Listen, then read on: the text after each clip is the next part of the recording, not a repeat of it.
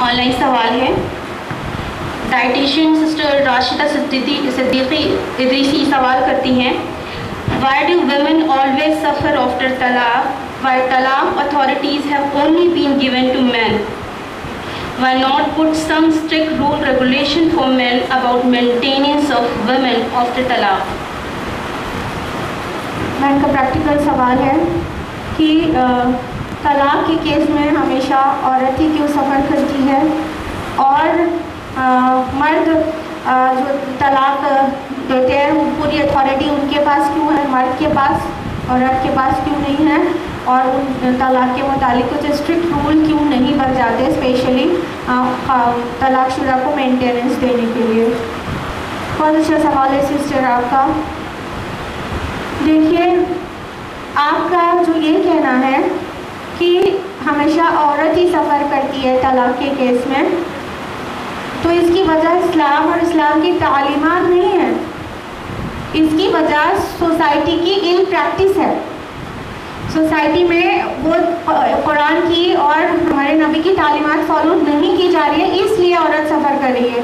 ورنہ جو قرآن کی تعلیمات ہیں وہ ایسی ہیں کہ جیسے طلاق کے معاملے میں ساری بات عورت کے فیور میں بولی جا رہی ہے, ساری بات عورت کے فیور میں بولی جا رہی ہے. کس حد تک ہم آپ کو بریف میں بتاتے ہیں, ڈیٹیل میں جاننے کے لیے آپ میری ویڈیو دیکھیے گا ٹرپل طلاق حقیقت و پروپیگنڈا, جو کہ میرے چینل اسما شمس چینل پر اپلوڈیڈ ہے. بہت بریف میں بتائیں گے. دیکھیے عورت کے لیے طلاق سے پہلے ان کی جو زندگی گزارنا ہے, نہیں بھی پسند ہے عورت تو بھی اللہ تعالیٰ کا حکم ہے اس کے ساتھ حسن کے ساتھ گزارا کرو. سورہ نساء سورہ نمبر 4 آیت نمبر 19 میں وعاشروہن بالمعروف, اور ان کے ساتھ تم اچھی طرح سے زندگی بسر کرو. فَإِن كَرِهْتُمُوهُنَّ, چاہے وہ تمہیں پسند نہ ہو تو بھی, کالی کلوٹیاں تو بھی, زبان کی خراب ہو تو بھی, تم ان کے ساتھ اچھی طرح گزارا کرو. یہ کہا گیا عورت کے لیے. اور اس کے بعد یہ کہا گیا کہ عورت کی فطری کمزوریوں کو نظر انداز کرو. وہ حدیث آپ سب نے سن رکھی ہوگی, صحیح مسلم کی ہے کہ عورت پسلی سے بنی ہے اور پسلی کا جو نیچے والا حصہ ہوتا ہے سب سے ٹیڑھا ہوتا ہے. تو عورت کے ساتھ بہت لچیلا برتاؤ رکھو, اس کے ساتھ زبردستی کرو گے تو ٹوٹ جائے گی, یعنی طلاق ہو جائے گا, پھر تم لوگ الگ الگ ہو جاؤ گے. تو عورت کے ساتھ اچھا برتاؤ کرو اور اس کی فطری کمزوریوں کو نظر انداز کرو. اس کے علاوہ اگر نکاح میں کچھ اختلاف پیدا ہونا شروع ہو گیا ہے تو اسٹیپ نمبر 1 یہ دیا گیا ہے قرآن میں کہ پہلے انہیں سمجھاؤ.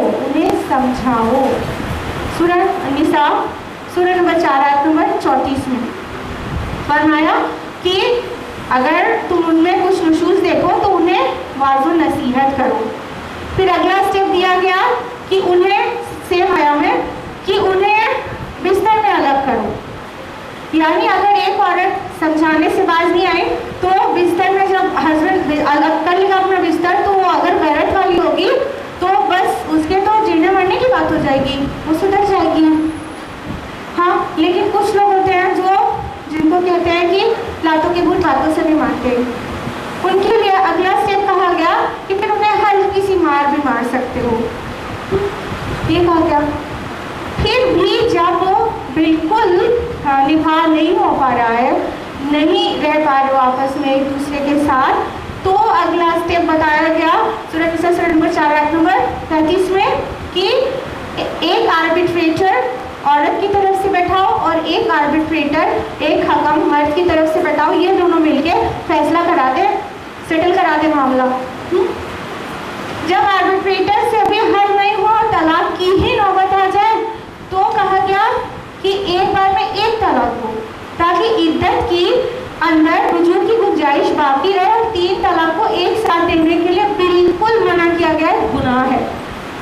ایک بار میں ایک طلاق دیا جائے گا تو پھر جو عدت باقی اس کی رہے گی 3 مینسٹرل پیریڈس, تو اس میں کیا ہوگا کہ اس کو ایک پوری گنجائش رہے گی کہ وہ دونوں آپس میں رجوع کر لیں.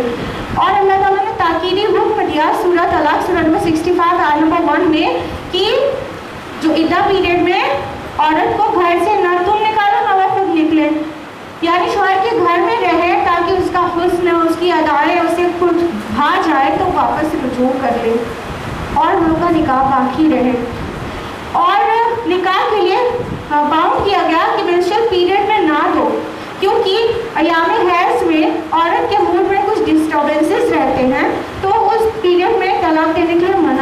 گیا. ہر چیز عورت کے فیور میں بولی جاتی رہی ہے اور ہر چیز عورت کے حساب سے آرڈرز آئے. پھر اس کے بعد اگر عورت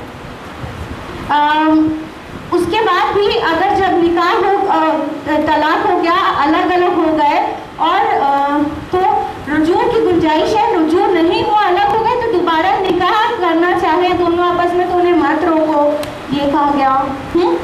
اور جب الگ ہی الگ ہو گئے اور وہ آپس میں جب چھوڑ رہے ہیں تو اللہ تعالیٰ نے تاکید کیا مردوں کو, عورت کے لیے تاکید کیا مردوں کو, جو مذکور ہے سورہ بقرہ سورہ نمبر 2 آیت نمبر 229 اور آیت نمبر 231 میں. فرمایا اللہ تعالیٰ نے کہ اور ان کے ساتھ ان کو اگر رجوع کرنا ہے, رکھنا ہے تو بھلے طریقے سے رکھو, اور اگر چھوڑنا ہے تو بھلے طریقے سے, معروف طریقے سے چھوڑو. کہنے کا مطلب رجوع کرنے کا مقصد یہ نہ ہو کہ تانے دیں گے, اور چھوڑ دینے کا مقصد جب الگ ہونے کے بعد کام یہ نہ ہو کہ 1000 الزام لگا کے چھوڑا جائے. معروف طریقے سے, معروف طریقے سے, کوئی الزام کے بغیر. یہی وجہ ہے کہ صحابہ کے دور میں کسی طلاق شدہ کی دوبارہ نکاح ہونا کچھ بھی مشکل نہیں رہتا تھا, کیونکہ اتنے سارے بہتان لگا کے نہیں چھوڑا جاتا تھا, آرام سے دوبارہ نکاح ہو جاتا تھا.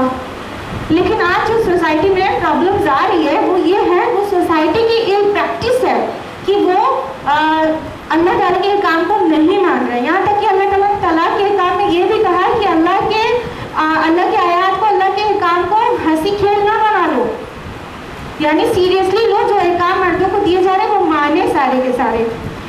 پھر اگر آپ کا مینٹیننس کا اسپیشلی سوال ہے تو مینٹیننس کے لیے ادھا پیریڈ میں مینٹیننس مرد کی ذمہ داری ہے, اور اگر وہ پریگننٹ یا تو بچے کو دودھ پلا رہی ہے تو پورے جب تک وہ دودھ پلائے گی تو مینٹیننس شوہر کی, جو طلاق جس سے ہوا ہے بچے کا والد, اور پورا جب تک ماں دودھ پلائے گی تب تک مینٹیننس اس کے شوہر کی ہی ذمہ داری رہے گی جس سے طلاق ہو گیا ہے, بچے کے والد کی. سورہ بقرہ سورہ نمبر 2 آیت نمبر 233. اور جب بچے کو, اور پھر بچوں کی جہاں تک بات ہے کہ طلاق شدہ کے پاس بچے ہیں تو ان کی تو پورے ٹائم کی مینٹیننس شوہر کی ہی, اس کی بچے کے والد کی ہی ذمہ داری ہے. عورت کے لیے ایک بار بھی یہ نہیں کہا گیا کہ وہ بچوں کی پرورش خود کما کے کریں, نہیں, بچوں کو بعد میں بھی والد کو ہی دیکھنا ہوگا. رہی بات کہ آپ کا ایک پوائنٹ یہ جو تھا کہ کیوں طلاق کی اتھارٹی سارے مردوں کے پاس ہے, یہ بھی غلط بات ہے. عورت کے پاس خلا کا آپشن موجود ہے. اگر عورت اب کسی مرد کے ساتھ, اپنے شوہر کے ساتھ نہیں رہنا چاہتی, وہ خلا لے سکتی ہے, اس کے پاس آپشن ہے. صرف مردوں کو نہیں دیا گیا, آپشن عورت کے پاس بھی ہے, وہ خلا لے سکتی ہے. لیکن جو ہم جانتے ہیں جو پریکٹیکل سچویشن ہے, جو طلاق کے شدہ عورتوں کے جو پرابلمز آ رہی ہے وہ سوسائٹی میں قرآن کے کام کو نہ ماننا, نہ نافذ کرنا ہے.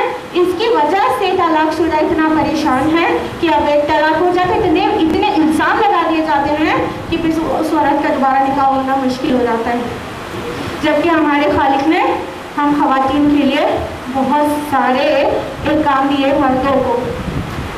تو یہ پرابلم سوسائٹی کی رانگ پریکٹس ہے, نہ کہ اسلام. اور عورت کو ٹھیک سے پتہ نہیں ہوتا, اس لیے وہ بھی سوچتی ہے کہ اس کے اوپر ظلم ہو گیا اور اس کے دین نے اس کو حق نہیں دیا. یہ بالکل غلط سوچ ہے. قرآن پڑھیں گے, سمجھیں گے تو انشاءاللہ سمجھ آ جائے گا کہ اسلام نے جو حقوق عورتوں کے دیا ہے وہ کسی سوسائٹی اور کسی ہیومن رائٹس ایکٹیوسٹ نے اور کسی بھی NGOs نے اور کسی فیمنزم کا نعرہ لگانے والوں نے کبھی دیا تھا, نہ بھی دیا ہے, نہ کبھی دے سکتے ہیں. امید ہے جواب آپ کو مل گیا ہوگا.